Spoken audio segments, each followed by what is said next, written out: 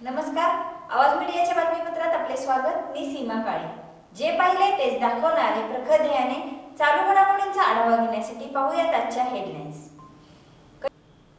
शिक्षकांच्या दीर्घकाळ प्रलंबित विविध मागण्यांसंदर्भात राज्यात विविध प्रकारची आंदोलने झाली, परंतु एकही मागणी मान्य न झाल्याने आज जिल्हाधिकारी कार्यालयासमोर निदर्शने करून निवेदन देण्यात आले।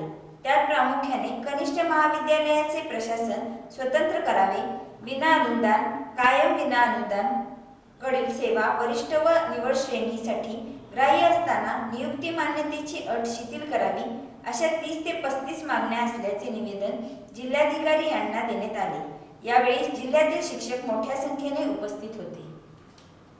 खुर्च्या खाली करा, आमच्या मागण्या मान्य करा, नाहीतर खुर्च्या खाली करा।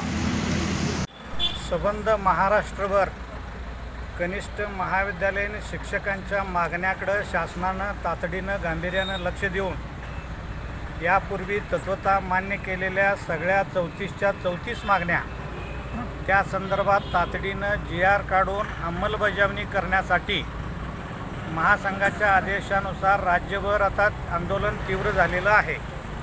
11 तारखेला तहसीलदाराला निवेदन दिलं, आज कलेक्टर साहेबांना, शिक्षणाधिकारी साहेबांना निवेदन दिलं। 30 तारखेला प्रत्येक विभागातील डेप्युटी डायरेक्टर ऑफिसवरती प्रचंड मोठा शिक्षकांचा मोर्चा निघणार आहे। जर या 4ही टप्प्यामध्ये शासनानं लक्ष दिलं नाही तर नाईलाजानं इच्छा नसताना सुद्धा 12वी बोर्डाच्या परीक्षेवर सगळे शिक्षक बहिष्कार घालणार आहेत।